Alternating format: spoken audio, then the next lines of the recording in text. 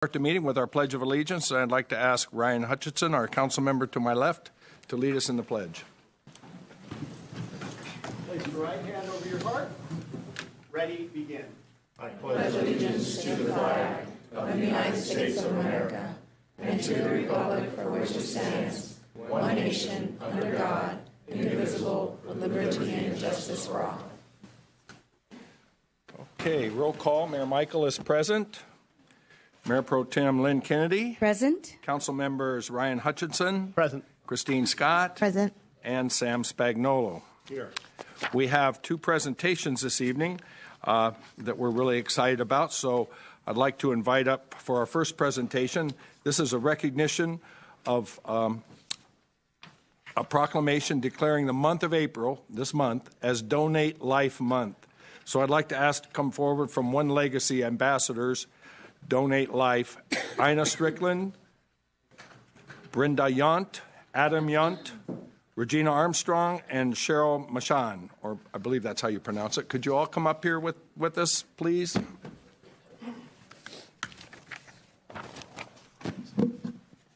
Hello,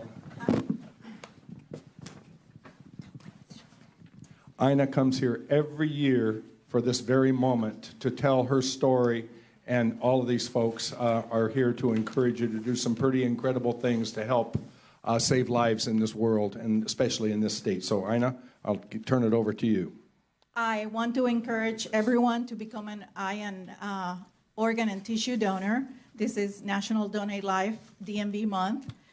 Each year I usually try to bring my daughter, who is a 3-time kidney recipient, and I was the living donor for her. But this year I have fellow ambassadors and volunteers that also have their own story. Cheryl here is a living donor, donated a kidney to her brother. Regina Armstrong is both a kidney and heart recipient, and Brenda and Adam Yount, Adam is awaiting a kidney transplant. So we all are in some way having a connection to Donate Life. And Cheryl wants to talk to you. Okay, I'm not sure if you guys are aware. I think the council members are. We all have tickets Yes. out there so the camera can see you. The National Donate Life Month culminates for One Legacy with our annual 5K, 1K family festival, run, walk. No, you guys don't have to run. You can do the 1K walk, pushing strollers like many people do. But I'd like to invite you guys out to this. This is a great family festival day where recipients, living donors, doctors, donor families all get together, walk alongside each other, and have just a great family fun day.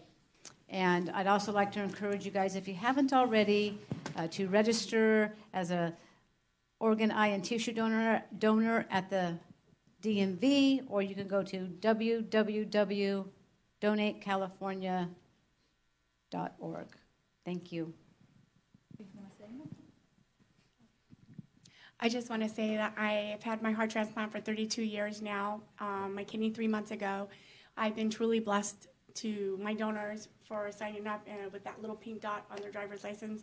And even though I have not met my donors, I'm forever grateful to them, and there's not a day that goes by that I'm not thanking them for the gift of life that I've had now.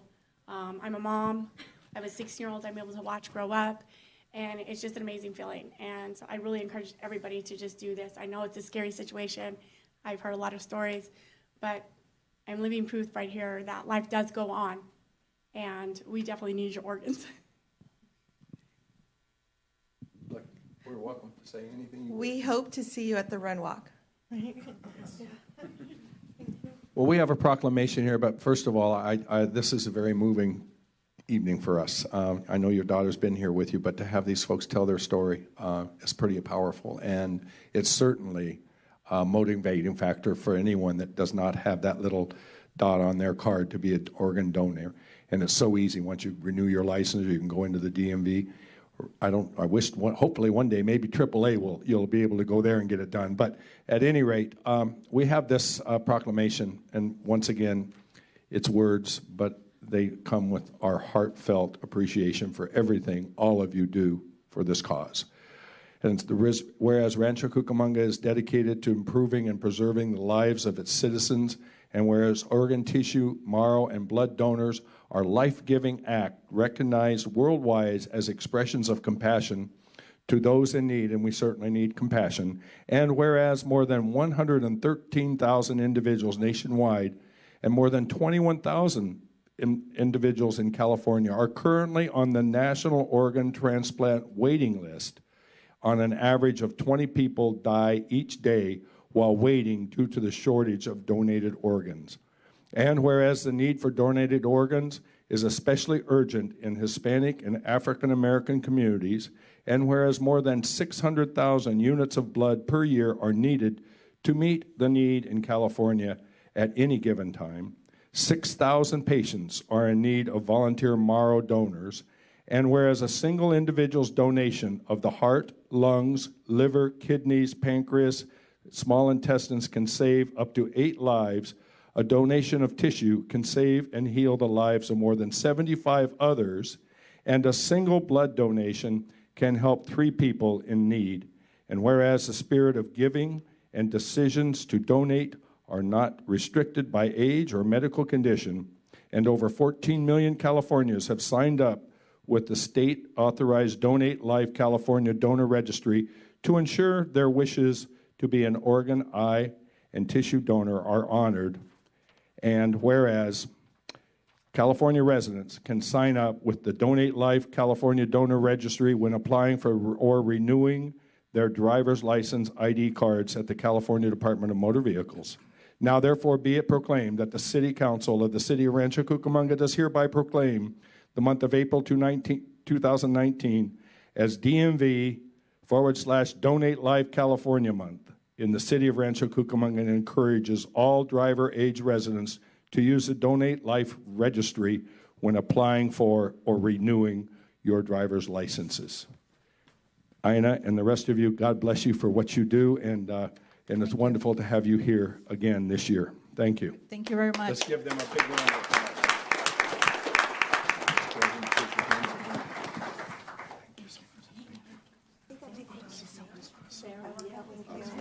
Best of luck to you, man. Appreciate it.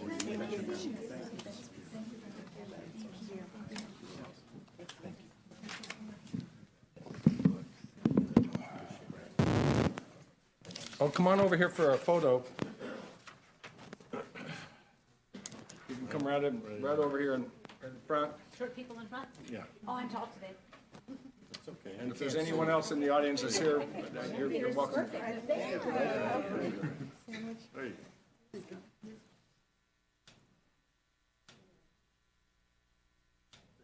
Okay, very good. Thank you.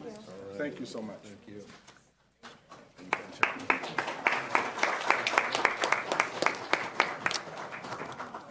Okay, now we have another very exciting opportunity this evening. We're here tonight also to recognize the Rancho Cucamonga High School for its first ever title in the 36th annual San Bernardino County Academic Decathlon. And any of you that saw the newspaper earlier this week, they went beyond just winning the San Bernardino Decathlon. And I know that they set a record in San Bernardino for any school ever with the scores. So we have a bunch of bright kids here this evening. They're high school students. I'd like to call forward from Rancho Cucamonga High School their principal, Carrie Wilborn, the assistant principal of achievement, Jeremy Hansen, the teacher and academic decathlon coach, John Nath. Yeah, they're okay.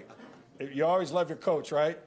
And all of the academic decathlon team members. Would you please come forward to be recognized?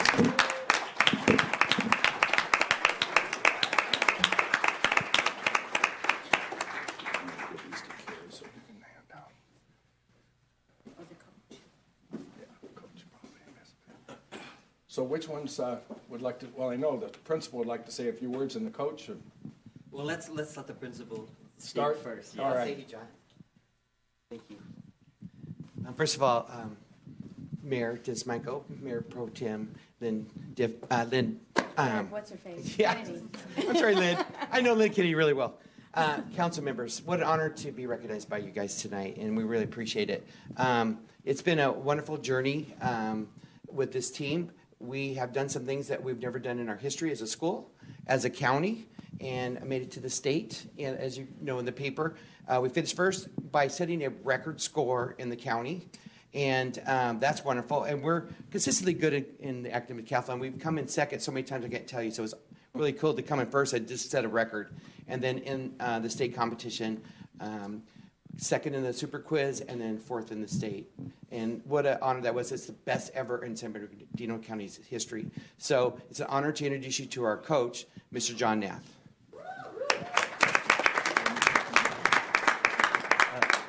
Thank you. Again, one thing I would like to say, Mr. Mayor and City Council, is that we're Rancho Cucamonga High School. I mean, we bear the name of the city, and I'm original Cougar, so I've been with Rancho since day one when we opened its doors, and I've always felt a responsibility that we carry that name. And I know the other schools have been there, but I've always felt, like I said, this great responsibility for representing the city with our school that has its name. And so the fact that I can finally bring these students who spent thousands of hours getting ready for this time, and to have you recognize it just means so much to me, to our school, yes, and to these young men and women. And we really thank you and really feel honored by this. Well, I can tell you on behalf of our whole city council, education of our students and our youth is critically important in our city, and this is a perfect example of setting another bar in our city to have other schools participate and try to compete with you and see if they can possibly catch you ever. I doubt it, but not only does your school represent itself well academically, as we're seeing tonight, but also athletically. So it's really a great privilege to have you all here this evening. So I'm going to turn this over to the coach, and you can mention their names, and then you come down here and then shake our hands. We'd love to say hello to you and congratulate you. All right, then let me get at this end then so I don't block them, because their parents are here. And and parents, when we get photos later, you're welcome to come right up here behind the dais right here and take whatever pictures you want. All right, first, Vatzel Jane. Give them a picture. They get your certificate. Vivek Patel.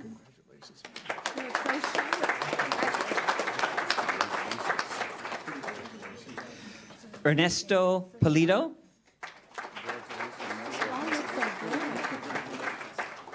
Chloe Salveson.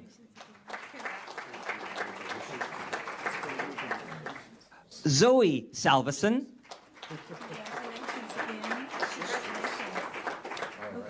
Aaron Steger.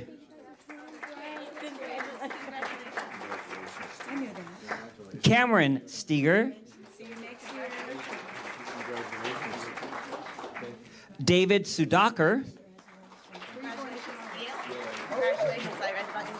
And we have one young lady who unfortunately couldn't be here. She sprained a tendon in her ankle, and that's rather painful. So walking was a bit out of the question at this point. But I do want to recognize her, Julia Knowles.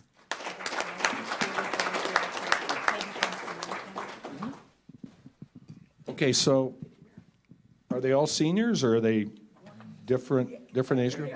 Okay. But do they all know the schools they want to go to? As a matter of fact, they do. Okay, so I'm going to pass. I'd like to do this just so you see what kind of students we represent our city. I'm going to pass this microphone down. I would like each one of you, to share what is the college of your choice once you graduate from high school. The University of California, Riverside. University of California, Los Angeles. Cal State University, San Marcos. University of Illinois, Urbana-Champaign. Agnes Scott College. Massachusetts Institute of Technology. Yale University. And the University of California at Riverside. Very good.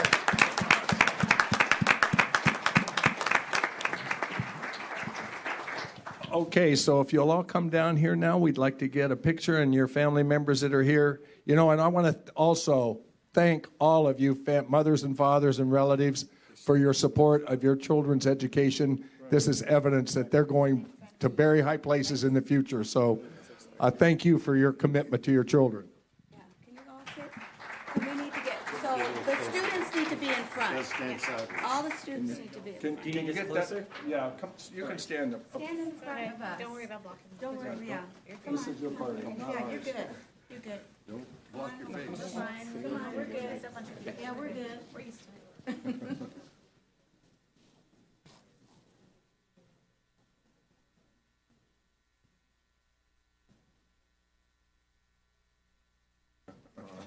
Proud mom and dad. Very nice.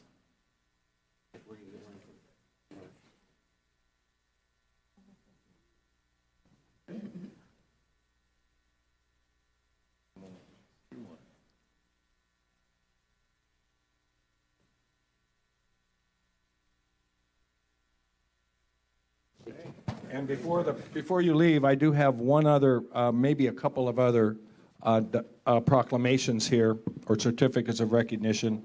One is from our state senator Mike Morrell for Rancho Cucamonga High School, and the other one is from. There's a couple here that you can pass out. This is from our Assemblyman James Ramos. He's got a couple of certificates here for your students. So thank you so much. God bless you. We'll see you back here. Well, maybe not you guys that are going on to school, but we'll see you back here next year, okay? That's the plan. All right. That's the plan.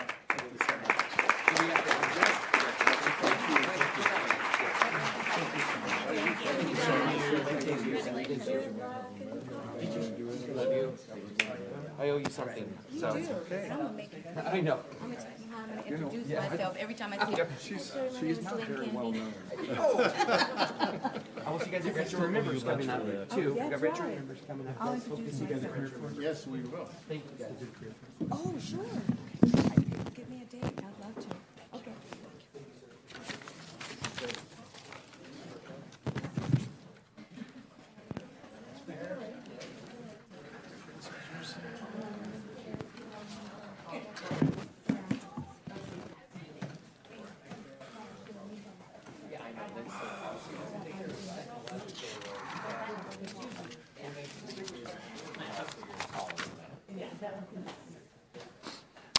Okay, this now brings us to the public communications portion of this evening's agenda. This is a time and a place for the general public to address the City Council and Fire Protection District on any item listed or not listed on this evening's agenda. Comments are limited to 5 minutes per individual, depending on the number of individuals wishing to speak.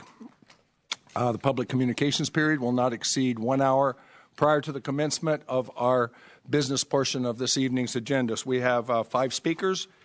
You have 5 minutes for your presentations, and that red light on your microphone there at the podium, when it's on, your 5 minutes is ticking, and when it goes off, you've reached your time frame. So our first speaker is Cheryl Dobbs and Joe Blackstock.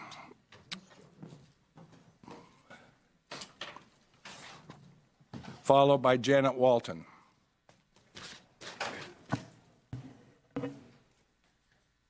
Hello, I'm Cherry Dobbs. I am a museum associate for the Ontario Museum of History and Art. And yes, we're from out of town, but I actually live here. We are here tonight to give you some information about an event that we'd really think that you would enjoy attending. On April 25th, from 5:30 to 7:30, we are having a fundraising event to raise money to do what we do all the time. The museum associates are charged with fundraising, program supporting education programs, and facilities and other entities in the museum.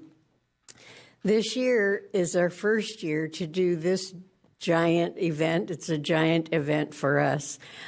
We are honoring 3 very important people who are supporters of the fine arts. We are honoring the Maloof Foundation for their continued support of fine arts and the culture in our area. Tony Sheets, the son of Millard Sheets, and an artist in his own right. He's done many large outdoor installation, one being on the Pomona Valley Hospital, and a friend of yours, Randall Lewis, and his family. All of these people have continually been supporters of the fine arts in general, and we would like to take this time to enjoy them, to honor them, and to recognize what they have done for the community and the region in general. The tickets are $75. We will have the Pacific Symphony playing, and we will have a gourmet dinner catered by Gourmet, and drinks as well as wine with your dinner. It should be a very interesting evening. And this is Mr. Blackstock, and he'll tell you more. Well, the event will be outdoors. It will be a gala event. We like to think it might be the most important art event of the year, though we may be a little prejudiced in that. We have passed along to the city clerk an invitation and a lot of information about this. It's open to any and all people. It'll be a great opportunity to meet the awardees and talk with them and also celebrate the wonderful work that they've done for the arts and for the whole community. So we hope you can join us. It will be a great time to network, and you can order their tickets online. And even if you're not on the city council, if you're sitting behind us, we certainly would enjoy you being there too. And that's at your museum on the 25th of April? Yes. Okay, very good. Ontario Museum of History and Art. Right. Ontario's hidden treasure. Just south of Hope Boulevard, east of Euclid Avenue. Right. Yes. Okay. You could see us if that big building wasn't built there. We are actually a historic building, which is kind of unusual for museums, but it was the original City Hall in Ontario, built by the WPA. Very good. Thank you so much. Thank you for your time. Thank you. Janet Walton, followed by Luana Hernandez. Good evening. I'm here to pray. Before I do, I'm just so grateful for this Donate Life Month. A little funny tidbit. Last year at April, I turned 70, so I had to go and get my license renewed. It had already been done by mail every time, so now I had to go in and take the test. And so there was my pink dot on it, and I said to the lady, "I think I'm too old for that now, huh?" And she goes, "Absolutely not. That you're never too old. They're going to always glean something from you." So I said, "Yay, put that pink dot back on." So, and also and I wanted to put this on the, to show everyone that our first Thursday of the month of May is our annual National Day of Prayer, and the theme for that is Love One Another, and it couldn't be better. Of course, it's good every year, whatever theme they choose, but that is definitely it. So I encourage anyone and everyone to be there on City Hall steps right outside here by the water fountain. They graciously turned the water fountain off for us last year, which was nice, and we're out there just having an hour of prayer from 5 to 6. So now I'll pray. Father, I thank you so much for this opportunity to be here and, yes, to share about the annual time of prayer. But God, we can talk to you anytime, anywhere. And I'm so thankful for this opportunity here in the city of Rancho Cucamonga, just to openly be able to pray and say how grateful I am for you, the Savior, the King of Kings and Lord of Lords, and especially with this Easter time coming, that we can all the more remember what price you paid for us, that we are all sinners, but we are saved by your grace, by your precious blood. And we just have to say, Jesus, I believe, I choose to receive you as my Savior. So thank you for this theme for the National Day of Prayer, Love One Another. Oh my goodness, it's a good one that I and all of us need to learn. We have opportunities every single day just driving on the freeways when people don't quite do what they're supposed to do, that we can choose to love instead of become angry or try to cut someone off. We have opportunities every day, Father. So help us to truly learn to love one another, no matter what our race or creed or male or female, it doesn't matter, that we just learn to love one another. Thank you so much for our first responders and their families and our service personnel and their families. What a great price they pay for us to have this freedom. And I pray that we can learn to love one another even in that area. Be grateful and appreciative of who they are and all that they do. Thank you for our mayor and our mayor pro tem, our city council persons, that we can choose to love them and guide. I pray that you would guide them in the decisions that need to be made, deep decisions, difficult decisions. And I just thank you for bringing them together in a spirit of unity and love, and helping them to choose the right choices that would benefit, honor you first and foremost, but benefit us as a city. Thank you so much, Father. We love you and praise you. Amen. Thank you. Luana Hernandez, followed by Gwen Frost. Oh, that's right. You're a tandem. Okay. So Luana and Gwen Frost. There we go. Thank you very much, and good evening. Gwen Frost and I are here to remind us that the creation of the Historical Preservation Commission was one of the highest priorities of our first City Council after its election on November of 1977. Since then, priorities have been altered, and we've cycled through over a dozen new council members and well over 100,000 new residents. So Gwen and I have come tonight to bring some awareness of the designation of historical landmarks within the city of Rancho Cucamonga. And as many of us know, the implementation of council districts within the city has changed the dynamics of our city. We're taking the time to list the landmarks within each of the council districts to help inform our public as to which landmarks are within each district. The landmarks are currently numbered in chronological order, and to date there are 78 plus a current listing of points of historical interest. A great deal of information is available on the city's website within the About the City area of the site. We've broken the landmarks list into council districts, which will make brief presentations to help our public become aware of the landmarks that are currently exist within the district of council members. Sam Spagnola of District 1 in the northwest corner of the city, Christine Scott of District 2 in the southwest, Ray Hutchinson of District 3 in the center, and Lynn Kennedy of District 4 from Chaffey College to the east side of our city. Gwen Frost is going to do the presentation of District 3. So District 3, Brian, you happen to Lucky you. be there in District 3, but we're all in this together. I hope we're all in this together. But so District 3 is small in number. There's only 9 of them on the landmarks. But that district also has the only 2 city of Rancho Cucamonga museums, the Chaffey Garcia House and the Chaffey Isle House, which are city-owned museums. And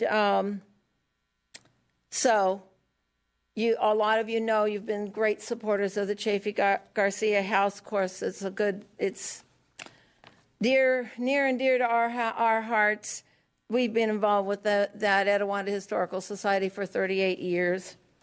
But also, the sad news in that district comes with our tree.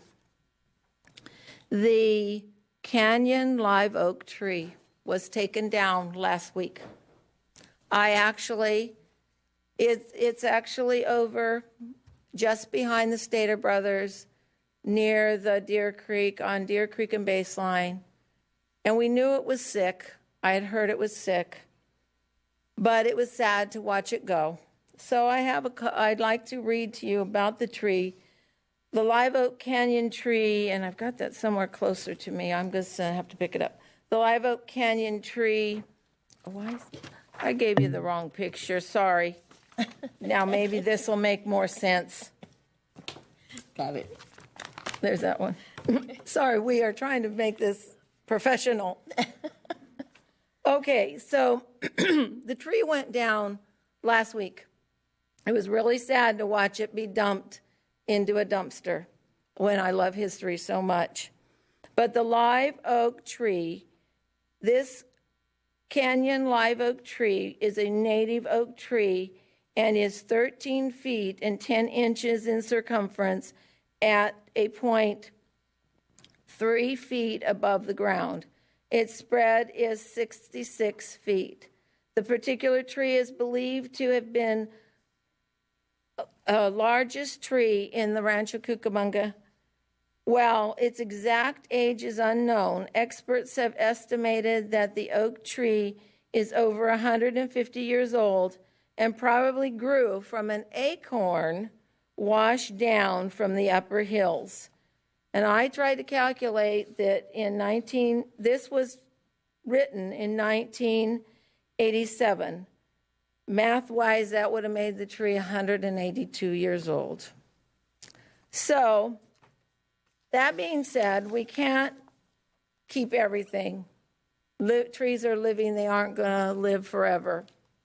But I'd like to make a suggestion, or Luana and I would like to make a suggestion, that when something like that needs to go, is it documented? Has it been photographed 32 years later? Is it documented in some way that it still remains a past landmark? Such as in this, the Frost Brothers store and the Johnston House on Etiwanda Avenue were documented because they're no longer there or they've been changed significantly. So I'm just throwing this idea out that when a landmark goes or when we know something's going to be changed that is a landmark and has so much history, that we consider as a city to document it in somewhere. This was done by the developer. So when we lose something, we have developers who can help. Thank you very much. Okay. Oh, yes, one more thing. One more thing. I was so glad to see our service station, the Virginia Dare, and other historical landmarks on the Grapevine. I was so glad. The unfortunate thing is there's no history on it. Nobody wrote anything about any of the history landmarks. And because, as I said, there are 100,000 new residents, it would have been really, really very informative if somebody had written a little, maybe two-line notation of these historical landmarks for the newcomers in our community. But I want to thank you very much that maybe next time when you do the landmarks, then maybe somebody suggests maybe a simple information. Thank you so much for your time. Thank you very much. Appreciate it. You bet. Our next speaker is Frank Attree. Excuse me.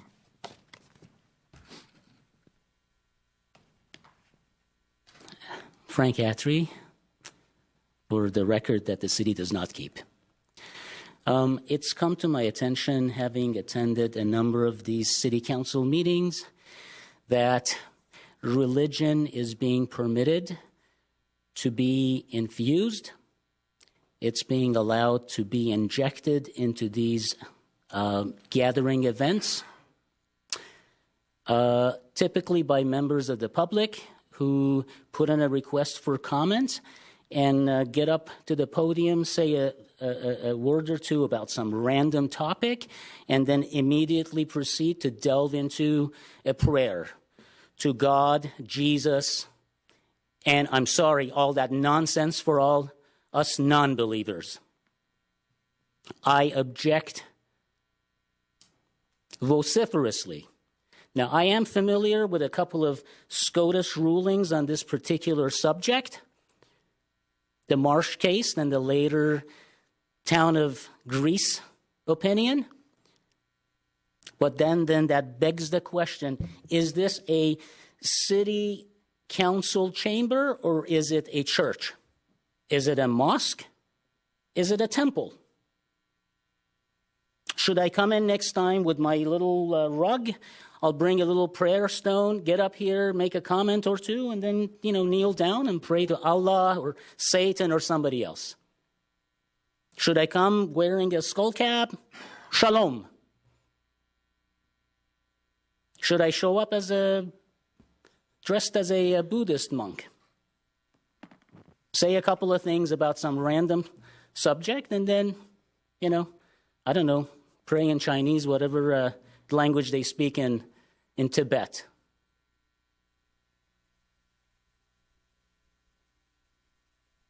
I would ask respectfully that this city council keep religion out of our schools, our workplace, and our government. But since I have every reason to believe that this is a dishonorable city council and does not respond to respectful requests, I am going to offer a rebuttal to those who come up here, wear their religion, their religiosity on their sleeves as a badge of honor, and subject the rest of us to this hocus pocus. I believe there's a passage in Matthew that says, if you want to pray, I'm paraphrasing, find a closet, go in there, lock the door, and pray in peace and quiet.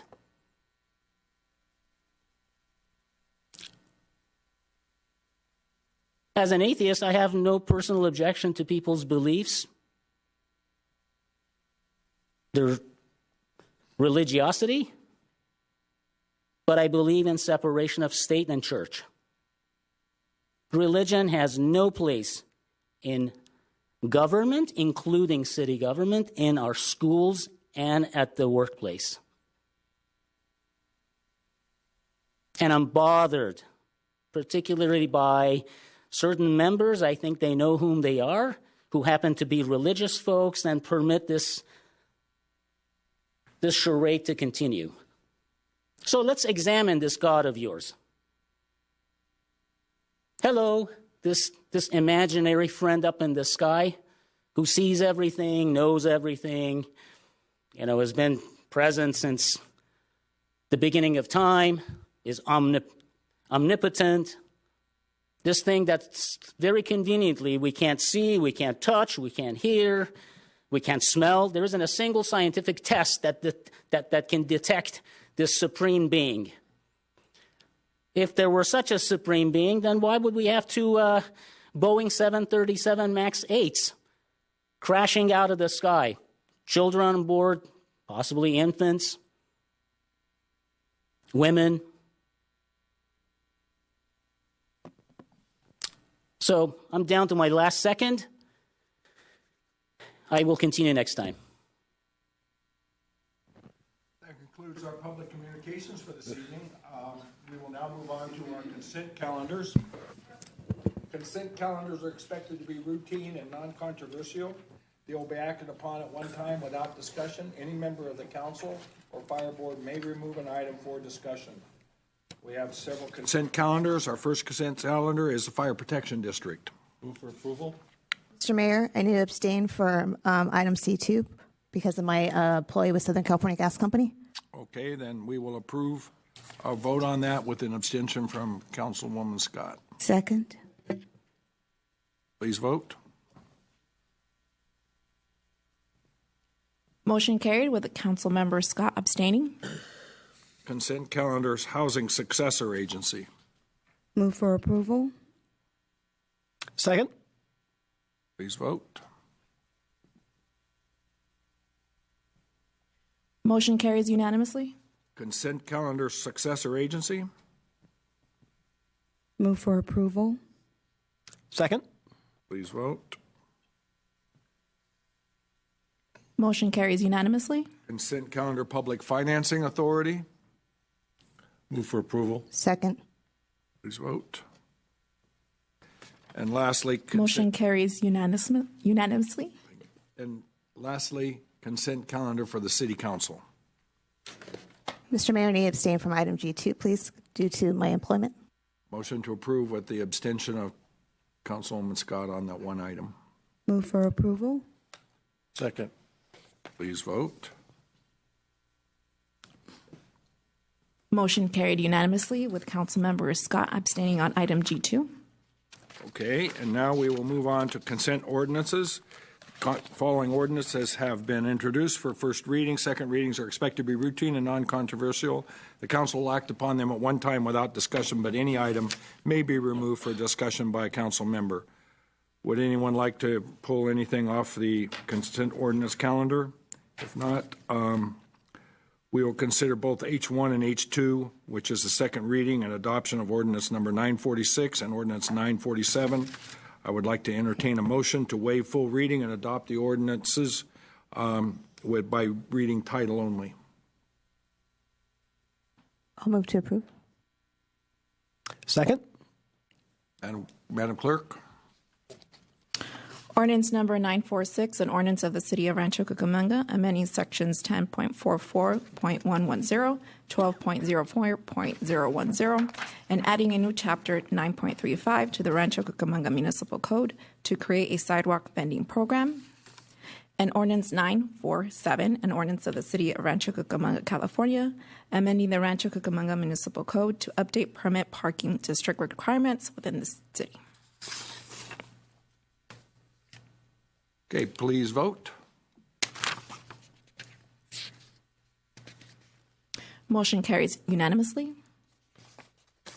Okay, thank you. There are no administrative hearing items. Actually, there's no items under section I, J, K, and L. So we will move on, or we'll now move on to L, and that is council business.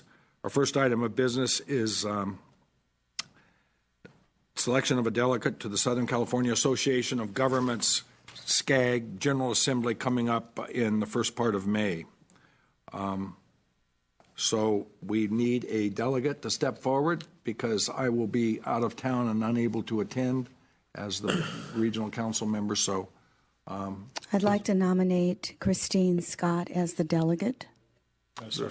there's been a motion and a second for Christine Scott, councilwoman, to represent the city as a delegate to the Scag General Assembly. All those in favor, or please vote. I don't think there'll be anybody voting against you. And then I think in case there's some issue that may occur, which we don't know, I'm sure you'll be there, Christine, but I'd like to see if we wouldn't also appoint an alternate in the event that Christine is unable to attend. So is anyone interested in becoming an alternate? Can I nominate Lynn? Would you consider being an alternate? Okay. Okay, please vote.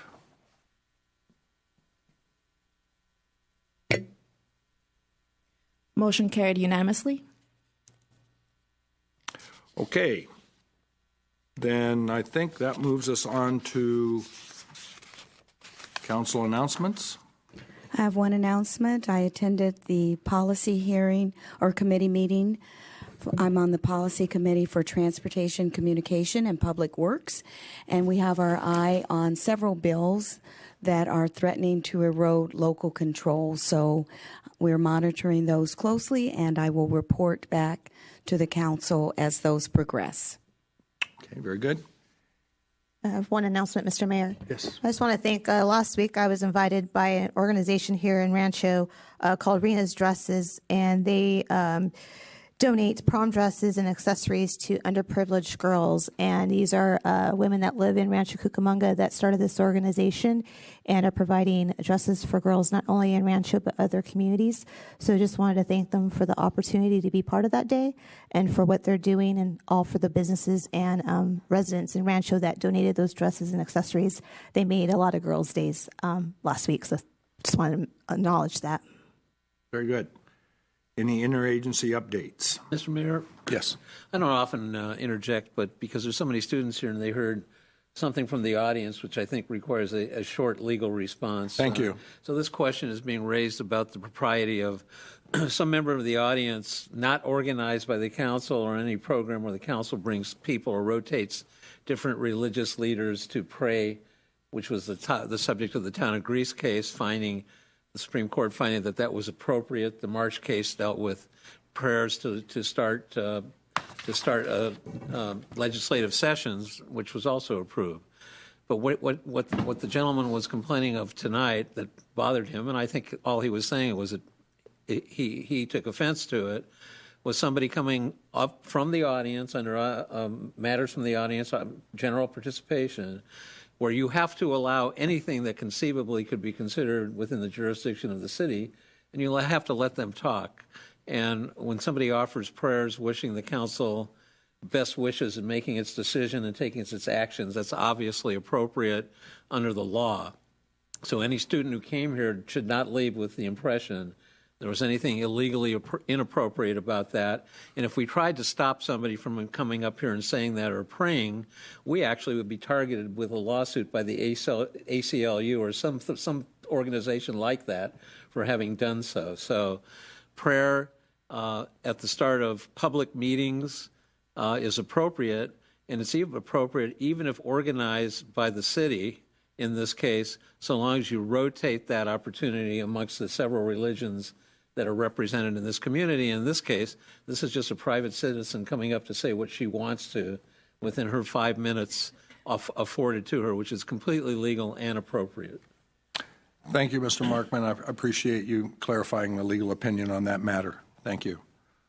Okay, is there any interagency updates? Hearing none.